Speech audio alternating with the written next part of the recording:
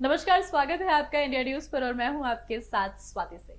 नवरात्रि वह त्योहार है जहां भक्त बड़े ही चाव के साथ 9 दिन का उपवास रखने के लिए अब काफी उत्सुक रहते हैं। कई गर्भवती महिलाएं अपने धार्मिक या व्यक्तिगत विश्वासों के लिए उपवास करना चाहती हैं, तो कई बड़े बुजुर्ग भी बड़ी आस्था के साथ 9 दिन उपवास रहते हैं। हालांकि ऐसा कहा जाता है कि गर्भ अवस्था के दौरान महिलाओं को उपवास करते समय बहुत सावधानी बरतनी चाहिए, क्योंकि ना केवल माँ को ही सभी आवश्यक पौष्टिक तत्वों की जरूरत होती है, बल्कि उनके बच्चे के हेल्दी ग्रोथ के लिए भी ये जरूरी होता है। हालांकि गर्भावस्था के दौरान उपवास करना उतना कठिन नहीं है जितना कि ये उचित अंतराल पर कई फ्रूट्स के सेवन की अनुमति देता है। लेकिन सभी गर्भवती महिलाओं को एक बात याद रखनी चाहिए कि उन्हें लंबे समय तक भूखा नहीं रहना चाहिए, क्योंकि बच्चे का पोषण मां पर निर्भर होता है।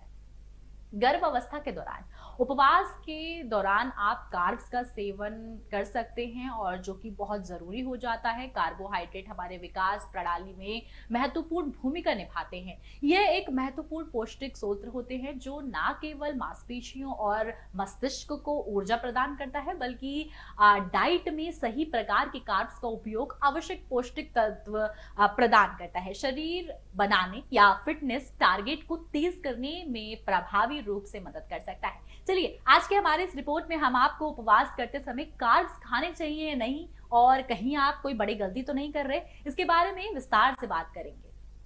अब कार्ब्स की बात करें तो कार्ब्स 2 प्रकार के होते हैं, धीमे और तेज कार्ब्स, जो ग्लाइसेमिक इंडेक्स पर निर्भर करता है। अब सवाल आता है, क्या व्रत में कार्ब्स का सेवन करना चाहिए? क्या गर्भवती महिलाओं को कार्ब्स खाने चाहिए? तो आपको बता दें कि कई गैर गर्भवती महिलाएं भी हैं जो वजन कम करना चाहती हैं। उपवास उनकी फिटनेस यात्रा शुरू करने का एक सही समय होता है।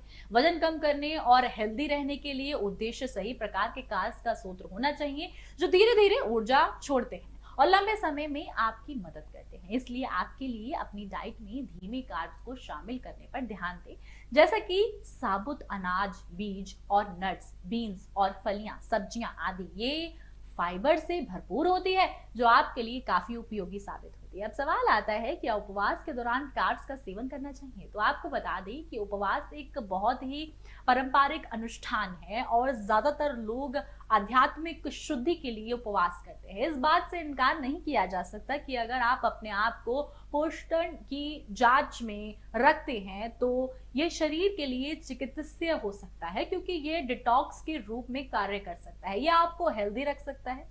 इसलिए अपने आप को महत्वपूर्ण पौष्टिक तत्वों की कमी से बचाने के लिए फास्ट डाइट पर सही भोजन का चयन करना महत्वपूर्ण होता है, क्योंकि इससे आपको कमजोरी महसूस हो सकती है, हृदय की समस्याओं का सामना करना पड़ सकता है, त्वचा की समस्या, हड्डी की खराब का आप सामना कर सकते हैं, जो कि विकास में भी काफी परेशानी लाती है। जैसे स्वास्थ्य बीमारियां होने की संभावना हो सकती है। साथ ही diabetes, anaemia, high blood pressure जैसी बीमारियों से पीड़ित गर्भवती महिलाओं को उपवास से बचना चाहिए, क्योंकि इससे कई अन्य जटिलताएं हो सकती हैं। उपवास के दौरान आपको कार्बोहाइड्रेट से परहेज करने की जरूरत है, क्योंकि ये मस्तिष्क और मांसपेशियों को ऊर्जा प्रदान करता है और आपको पूरे दिन ऊर्जावान और अधिक उत्पादक बनाता है।